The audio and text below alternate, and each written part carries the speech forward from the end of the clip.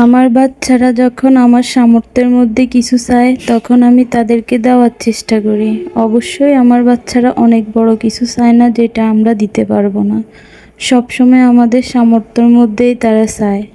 আমার মেয়েটা গত কয়েকদিন আগে হাঁসের মাংস আর পোলাও খেতে চেয়েছিল, বলেছিল আম্মু আমাকে হাঁসের মাংস আর পোলাও রান্না করে দিবা। তো আজকে আমি হাঁসের মাংস আর পোলাও রান্না করে দিলাম। সে তো খুবই খুশি হয়েছিল।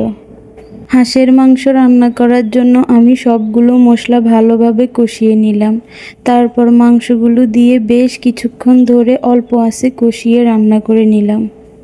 এরপর আরেক চুলায় পোলাও রান্না বসিয়ে দিলাম। পোলাও রান্না করার জন্য চালগুলোকে বেশ অনেকক্ষণ ধরে ভেজে নিলাম।